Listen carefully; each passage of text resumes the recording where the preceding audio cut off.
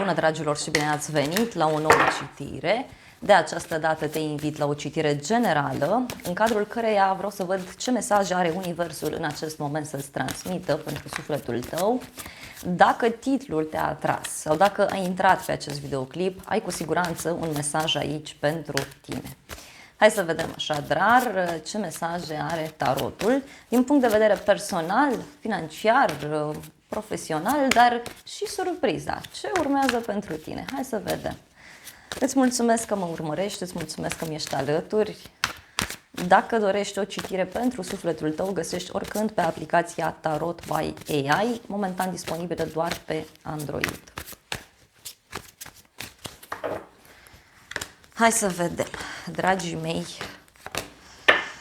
Nebunul, 4 de bâte. Bun, o decizie oficială pe care cineva a luat-o și care te surprinde foarte mult. De asemenea, văd aici o strategie pe care tu ți-ai făcut-o în legătură cu o petrecere, în legătură cu o întâlnire. De asemenea, ești într-o perioadă în care dai dovadă de foarte multă autenticitate, știi foarte bine ceea ce îți dorești. Dar mai am o informație. Dacă ești o persoană singură, vezi că poate să apară cineva undeva la o zi sfântă, la o petrecere sau undeva pe la amiază, undeva la un eveniment. Ești într-o etapă în care pur și simplu vrei să faci doar ceea ce îți dorești și nu te interesează deloc ceea ce spun ceilalți. Poate ar fi bine să te informezi puțin în legătură cu situația în care te afli, pentru că ai tendința să nu te intereseze de nimeni și de nimic. Și e ok, doar că este bine să te uiți cumva pe unde calci. Poate ai obosit în legătură cu un rege de spade. Regele de spade este cineva care își face planuri, strategii, promite, e puțin viclean și poate ai obosit în situația asta. Personal vorbind, avem aici spânzuratul, o legătură cu zodia Pești, dar este și un moment în care te simți blocat din punct de vedere personal. Fie nu apare iubirea, fie relația de cuplu ți se pare că stă pe loc, poate simți că te sacrifici prea mult pentru prieteni, pentru oamenii din jurul tău, dar mai văd și o dorință mare de relaxare. E ca și cum vrei să stai în loc, da? Și să vezi ce anume urmează. Spânzuratul. Despre ce e vorba cu spânzuratul ăsta? Ce trebuie să știi? Ce te blochează? Că nu înțeleg. Sau ce trebuie să știi? Uite, e ceva legat de un bărbat mai tânăr sau este ceva legat de o nouă iubire. Poate este vorba despre o lipsă de experiență privind o situație anume sau despre o reacție ciudată pe care cineva o are. Mai văd aici o oarecare suferință în dragoste sau poate chiar ești într-o perioadă în care pur și simplu rămâi foarte surprins de reacția unei persoane din jurul tău. Poate să fie vorba despre o persoană mai tânără sau despre o persoană care se comportă într-un mod imatur.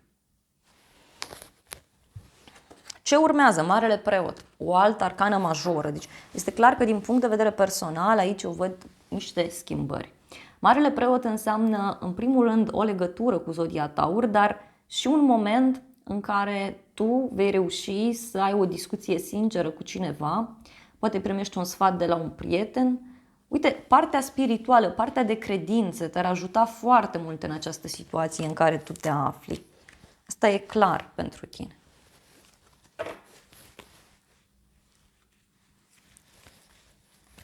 Un sfat de la un părinte, de la un prieten.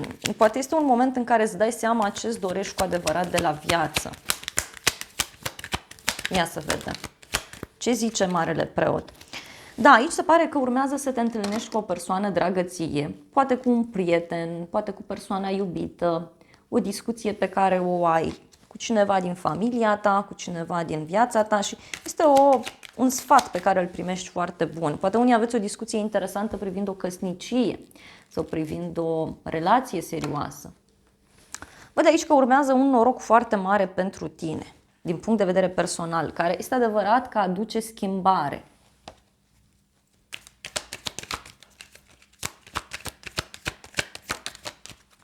Poate ai de luat o hotărâre și se întâmplă acolo o mică mare minune prin care lucrurile se rezolvă. Se pare că aici tu urmează să primești o invitație de la cineva. Cineva te invită în oraș, cineva îți dă o veste. Să vedem în continuare, avem pajul de monede. Văd aici că experimentezi un domeniu nou de activitate sau ești într-o perioadă în care înveți ceva, studiezi ceva anume. Poate să însemne și un nou proiect, da, pe care tu l-ai în desfășurare sau faptul că ești deschis să mergi într-o altă etapă. Uite, poate să fie vorba despre o sumă de bani care vine. Apoi avem 8 de spade. Unii puteți avea legătură aici cu justiția sau puteți avea legătură cu o situație de blocaj și ca și cum nu știți încotro să mergeți. Vi se învârte în minte în continuu o anumită idee.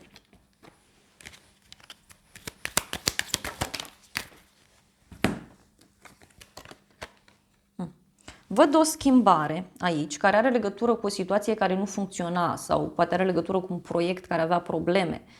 Poate discutăm de niște bani pe care îi dai în legătură cu o problemă medicală sau mergi să investighezi ceva și afli un răspuns.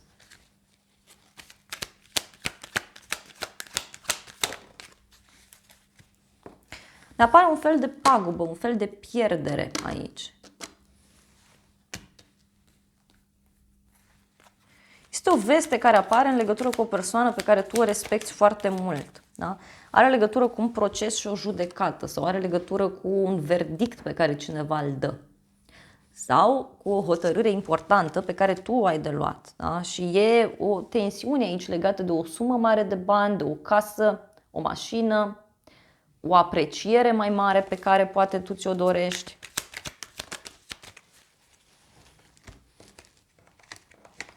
Pentru unii văd clar că viața privată parcă se intersectează cu viața asta profesională. Poate pentru unii, nu știu, poate sunteți într-o perioadă de pauză. Nu mai lucrați. Sau... Pentru că, uite, eu văd aici că cineva te va surprinde prin faptul că îți va spune că te dorește. Este o persoană aici care se simte atrasă de tine, este adevărat, dar pentru alții este vorba despre o bucurie mică pe care o veți avea, privind o pasiune pe care o aveți, privind un proiect care vă este drag. Hai să vedem surpriza, dacă ne lasă pisica. Surpriza are legătură cu un rege de cupe, o legătură cu o zodie de apă, rac, scorpion sau pești. Poate avea legătură cu o persoană foarte dragă sufletului tău, o persoană care are o influență foarte mare asupra ta din punct de vedere emoțional. Poate avea legătură și cu o problemă de sănătate. Și regina de cupe, wow! Stați așa că e interesant. Surpriza este o discuție pe care o ai cu o persoană de la inimă la inimă. Sunt două persoane mature, asumate. Surpriza este o întâlnire romantică sau o discuție, poate are legătură cu iertarea. Deci cineva parcă îți cere iertare. Hai să vedem. Regele de cupe. Uite, regele ăsta de cupe este înlăcrimat, e supărat și aici o să rămâi surprins sau surprinsă. Regina de cupe. Pentru femeia din toată povestea asta văd că e cu realizare, e cu bucurie, da? Vei reuși ce gândești. Cineva o să-și dorească să te revadă.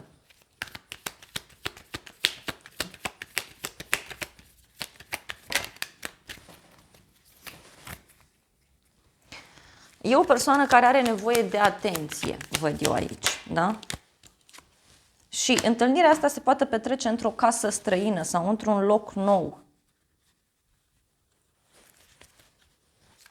Într-un loc pe care tu nu îl știi. Și cu întâlnirea asta. Poate surpriza vine din partea unui cuplu.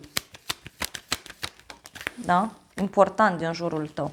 Și aici văd niște piedici oarecum, da? E ca și cum vi se despart drumurile. Unii o să rămâneți surprinși că auziți de o despărțire sau auziți de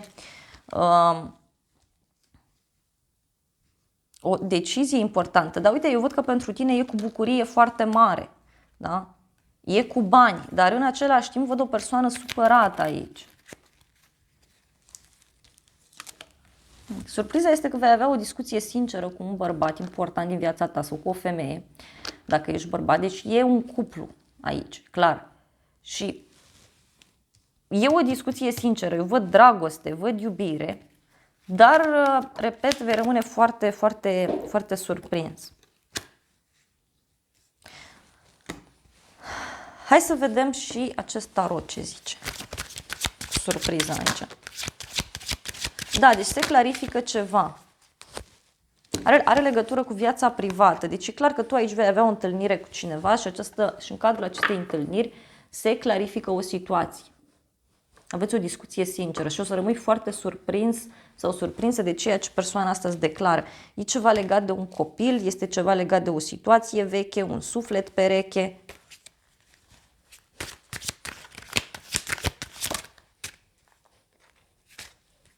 Și are legătură cu o așteptare mare în care ai fost pus sau pusă. Hai să vedem ce zic îngerii. Îngerii zic să renunți la control, să lași situația să decurgă într-un mod natural. O iubire care durează de mult timp și pe care cineva încearcă să o controleze. Sau poate să însemne și faptul că cineva visează aici la dragostea perfectă, dar nu se întâmplă. Surpriza ține și de un flirt pe care tu îl vei avea cu cineva, dar și de o separare. Deci fie afli de o separare, fie pentru unii este vorba despre faptul că vei avea discuții legate de o separare cu o persoană. Ca și cum spuneți, da, dar nu mai există atracție, nu mai există chimie, nu mai există ceva între noi care să mențină lucrurile.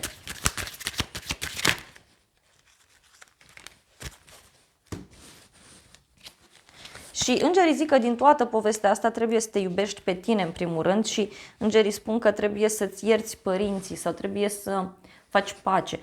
Poate cineva vine și îți declară că are niște probleme în familie, poate este un prieten, poate este cineva din anturajul tău, poate să fie și o rudă. Dar, repet, este o situație în privința căreia tu tot ai așteptat.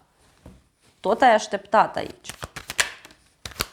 Are legătură cu o speranță mare care se termină cu un final și uite, din nou, deci e un final legat de o relație, de o colaborare, de o căsnicie. Ceva aici se petrece.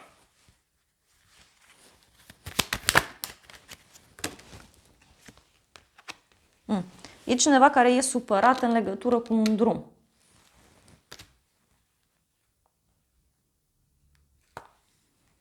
Și cineva care a evitat să-ți spună despre problemele pe care le are în sufletul tău, în sufletul său sau probleme pe care le are în casa sa. Hai să vedem îngerii ce zic.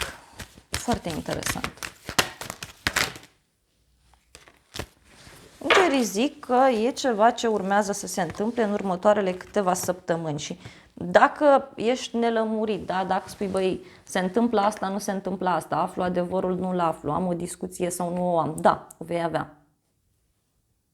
Și e ceva ce poate durează de câteva săptămâni sau ceva ce se rezolvă în următoarele câteva săptămâni. Depinde de situația în care te afli.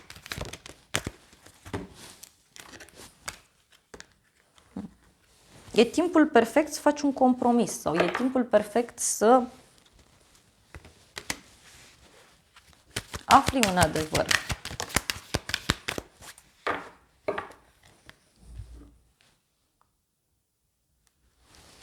Abia acum ești pregătit să afli asta, abia acum ești pregătit să se întâmple acest aspect. Da?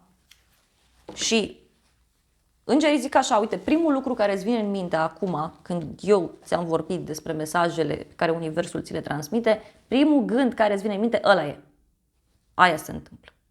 Pentru unii simt că e vorba de două situații diferite.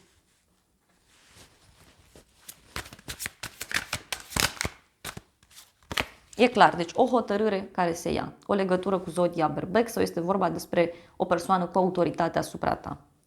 Șeful, tatăl, partenerul de viață sau o regulă. Da? O hotărâre care se ia. Și e ceva foarte rapid. Poate are legătură cu o persoană aventurieră.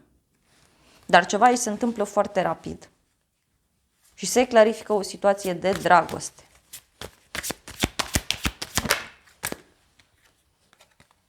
Regele de monede. Deci Poate să fie vorba despre o persoană stabilă, familistă, despre o persoană stabilă financiar și persoana asta va reacționa prompt, da, și te va elibera. Te va elibera. Cineva aici, uite, care își apără familia sau cineva care își apără echipa, cineva care își apără banii. Da?